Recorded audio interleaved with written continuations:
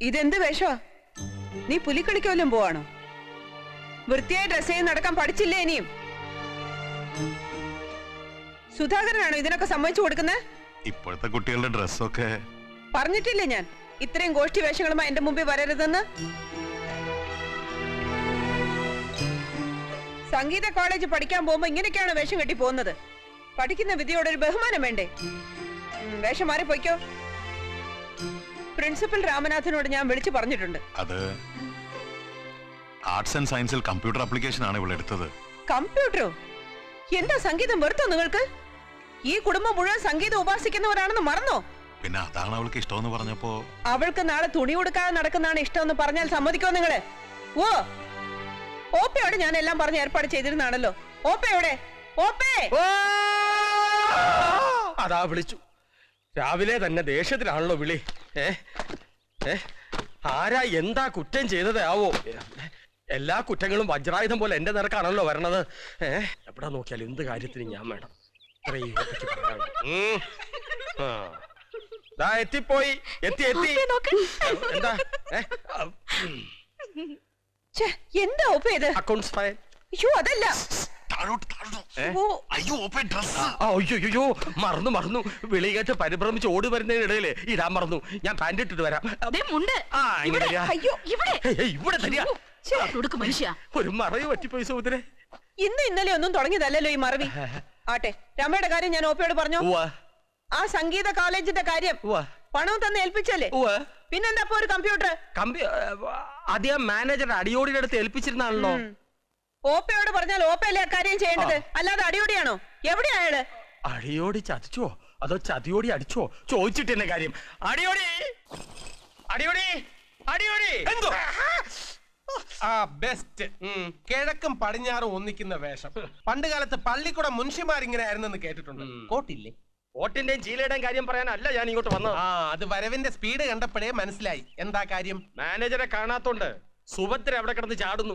ആ ചാട്ടമൊക്കെ എന്നും ഇവിടെ പതിവുള്ളതല്ലേ. അവരുടെ സംഗീതത്തിനുള്ള ആന്റിബയോട്ടിക്സ്. അത് മുടങ്ങാതെ 4 നേരം ചാടണം. രോഗം കലശലല്ലേ. ഇതൊക്കെ നേരിട്ട് പറയാൻ പാടില്ലായിരുന്നോ?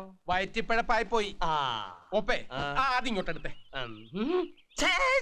എന്താ അതങ്ങോട്ട് എടുത്തിടുക. ഒരു കാര്യം പറഞ്ഞ കൃത്യമായിട്ട് ചെയ്യുകയില്ല. ചെയ്തോണ്ടിരിക്കല്ലേ. ഇപ്പൊ ഇതിനെനിക്ക് കിട്ടിയതേ ഉള്ളൂ. കളിയൊക്കെ അവിടെ, കാര്യം ഇവിടെ. ഇത് സംഗീത കുടുംബം, സംതൃപ്ത കുടുംബം. എന്നിട്ടാണോ രമയ്ക്ക് സംഗീത കോളേജിൽ അഡ്മിഷൻ മേടിച്ചു കൊടുക്കാൻ പറഞ്ഞിട്ട് മറ്റെന്തിനോ മേടിച്ചു കൊടുത്ത്? ഏത് രമ? ഏത് രമയൊന്നോ? രമ അറിയില്ലേ? സുധാകരന്റെ രമ. ഓ ആ രമ. 10-25 എണ്ണം തലങ്ങും വിലങ്ങും ഇവിടെ കൂടെ തുള്ളിക്കൊണ്ട് നടക്കുമ്പോ ഏതാ രമ, ഏതാ രമ്യ, ഏതാ പുഷ്പ എന്നൊക്കെ എങ്ങനെ അറിയാനാ? അല്ലെങ്കിലും തനിക്ക് ഒന്നെന്ന് പറഞ്ഞ 4. ചോദിച്ച അതല്ല, രമയ്ക്ക് എന്തിനാ മറ്റെന്തിനോ അഡ്മിഷൻ മേടിച്ചു കൊടുത്ത്? മറ്റെന്തിനോ അല്ല, computer studies, most advanced application. അതിനാ സുഭദ്ര അവിടെ കിടന്ന് ചാടുന്നത്. കമ്പ്യൂട്ടറിലെ ചാട്ടോ ആയമ്മയ്ക്ക് അറിയോ? ഓപ്പേ സുഭദ്രാമ്മ അതും ഇതൊക്കെ പറയും. അക്യൂട്ട് മ്യൂസിക്കൽ സിൻഡ്രോം എന്ന് പറയുന്ന അസുഖം അവർക്ക്. എവിടെ നോക്കിയാലും സംഗീതം. കുട്ടികളുടെ ഭാവിയല്ലേ നമ്മൾ നോക്കേണ്ടത്. ആ കുട്ടിക്ക് അതാ ഇഷ്ടം. ഒരാളെങ്കിലും ഇവിടത്തെ ആട്ടത്തിനും പാട്ടിന്നും ഒന്ന് രക്ഷപ്പെടുത്തെന്ന് വിചാരിച്ചപ്പോ അത് താനാണോ നിശ്ചയിക്കുന്നത്? ഞാനല്ല നിശ്ചയിച്ചത്. ആ പെണ്ണിന്റെ അച്ഛനും അമ്മയും തന്നെയാ. ഒരു കാര്യം ഞാൻ പറയാം, സൂക്ഷിച്ചില്ലെങ്കിൽ സുഭദ്രാമ്മയുടെ പാട്ടിനനുസരിച്ച് നമ്മൾ ഈ വലിയ ബംഗ്ലാവിനകത്ത് കിടന്ന് തുള്ളേണ്ടി വരും. കേട്ടോ ഓപ്പേ? കേട്ടോ?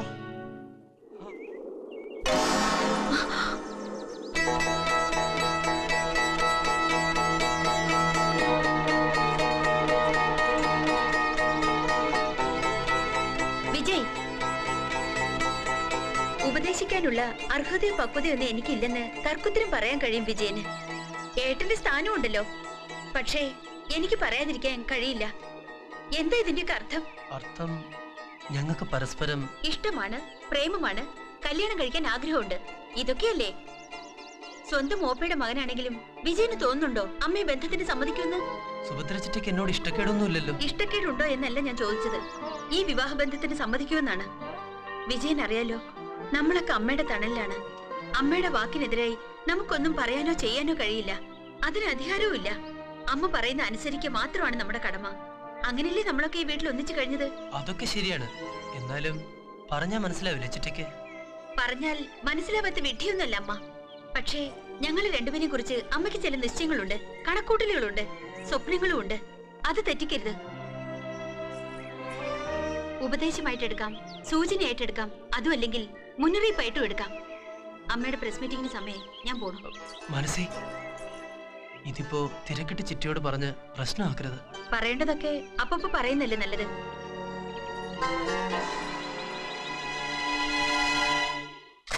Congratulation madam. Thank you very much.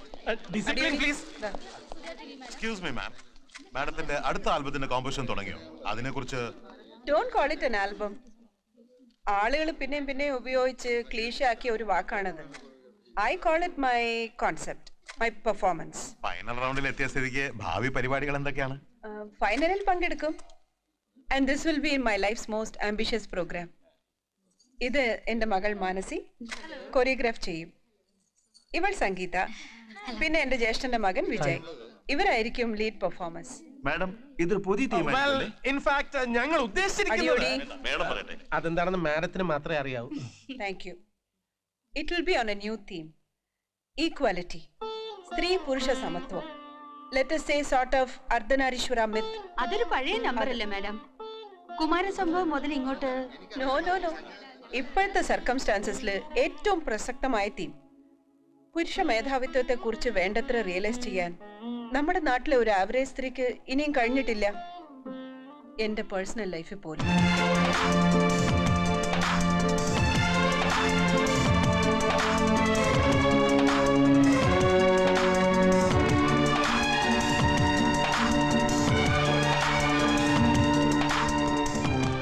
Madam, yes. If I may ask, മാഡത്തിന്റെ പേഴ്സണൽ ലൈഫ് കുറച്ച് പ്രശ്നമായിരുന്നെന്ന് കേട്ടിട്ടുണ്ട്. പ്രശ്നമായിരുന്നെന്നോ? It was a total disaster. ഒരു പുരുഷൻ, none other than my husband, ruined me.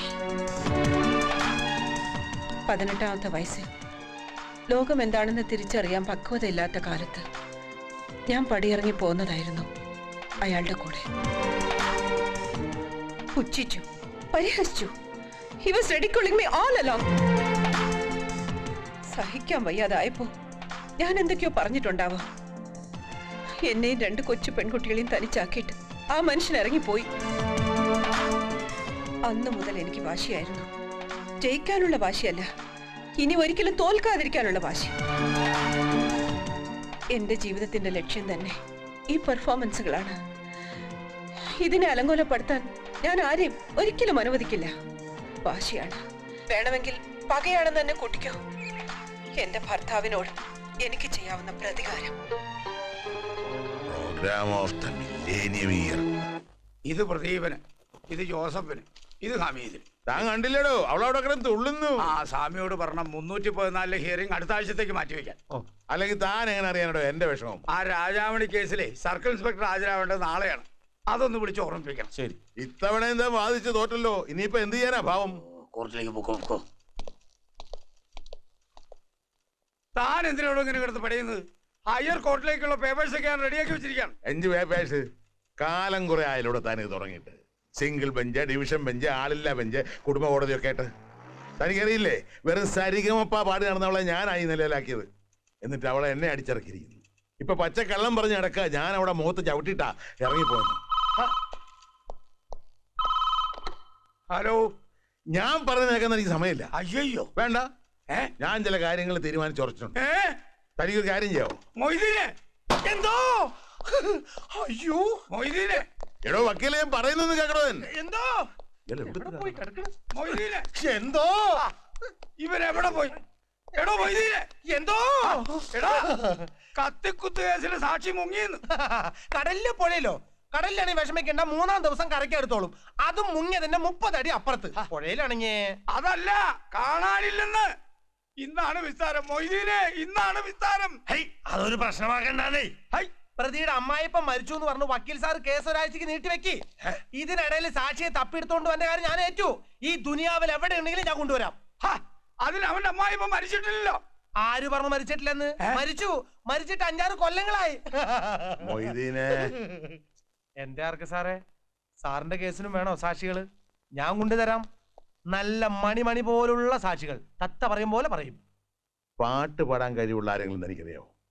എന്റെ മൂത്താപ്പ നന്നായി പാടും, പക്ഷെ അത് വേണ്ട. അതിന്റെ ശേഷം അറിഞ്ഞ് ചേരാറായി. തന്നെയല്ല, കണ്ണിനും കാഴ്ച കുറവാ. സഹായത്തിന് എപ്പോഴും ഒരാൾ കൂടെ വേണം. എന്നാലും പാട്ടിനൊരു കുറവൊന്നുമില്ല. അല്പം തരികിടയൊക്കെ വശമുള്ളൊരു പാട്ടുകാരനാണ് എനിക്ക് വേണ്ടത്.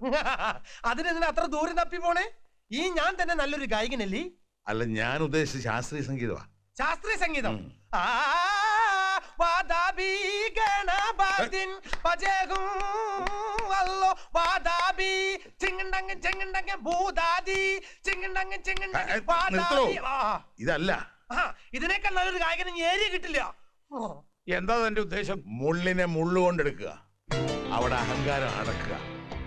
എടോ വക്കീലേ, കഴിഞ്ഞ 10-15 വർഷമായിട്ട് പത്രങ്ങൾക്കും വിഷ്വൽ മീഡിയകൾക്കും വേണ്ടി സെന്റിമെന്റൽ നുണകൾ ഉണ്ടാക്കി നടന്ന കാലത്തൊക്കെ ഈ ഒരു വിങ്ങലായിരുന്നു മനസ്സിൽ.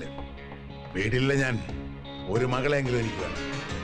താൻ നോക്കിയിട്ടൊന്നും നടന്നില്ലല്ലോ, ഒന്നും ചെയ്യാൻ പറ്റില്ല തന്റെ നിയമത്തിന്. കുഴപ്പത്തിലേക്ക് ആർക്ക് സാറിന് നീക്കം? ഒരു കുഴപ്പമില്ല. അഥവാ എന്തെങ്കിലും കുഴപ്പമുണ്ടെങ്കിൽ ഞാനങ്ങ് തയ്ച്ചു. പാട്ടുകാരനാണുണ്ട്, അത് പറ. അന്വേഷിക്കണം. കള്ളസാക്ഷി പറയാൻ ആളെ പിടിക്കുന്ന പോലെ അത്ര ഈസി അല്ല അത്. എന്നാ അന്വേഷിക്കണം വേഗം. ഒരുത്തനുണ്ട്, ഒരു ചാർലി. പക്ഷെ എപ്പോഴാ മുങ്ങ എപ്പോഴാ പൊങ്ങാന്ന് പറയാൻ പറ്റില്ല. നീ ഇങ്ങനെ ദയ കാട്ടിട്ട് ആ ചാർലി കാശും തരാതെ മുങ്ങി നടക്കുന്നത്.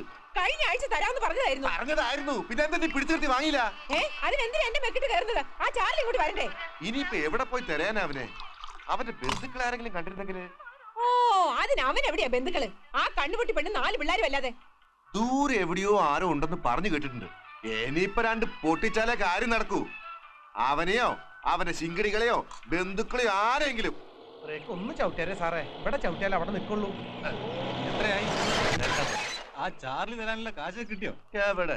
ഒരു ദിവസം അവനെ കൈ കിട്ടും.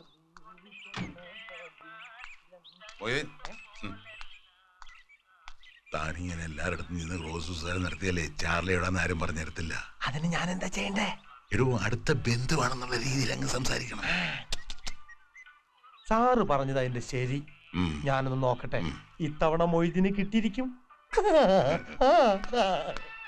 നമസ്കാരം. ഈ ചാർലി എന്ന് പറഞ്ഞ ഒരാൾ ഇവിടെ വരാറുണ്ടോ? നിങ്ങൾ എവിടുന്നാ? ഞാൻ കുറച്ച് ദൂരെന്നാ. ചാർലിയുടെ ആരാ? ഒരു ബന്ധുവാ. ബന്ധു സ്വന്തത്തിലുള്ള ബന്ധു, ബന്ധത്തിലുള്ള ബന്ധു, ക്ലോസ് ബന്ധുവാ. നിന്നെയാടാ ഞങ്ങൾ തെരഞ്ഞു നടക്കുന്നത്. എടുക്കടാ കാശ്. കുറെ കാലായാലും നീ മായം തിരിഞ്ഞ് നടക്കുന്നു. എന്റെ പൊന്നു ചേട്ടാ, ഞാൻ കാശ് കൊണ്ടുവന്നതല്ല, അവൻ എവിടെ ഉണ്ടെന്ന് അറിയാൻ വേണ്ടി വന്നതാ. കള്ളം പറഞ്ഞോടാ. നിനക്കറിയില്ലടാ ചാർലി എവിടെയാണെന്ന്? ചാർലി എവിടെ ഉണ്ടെന്ന് എനിക്കറിയില്ലേ.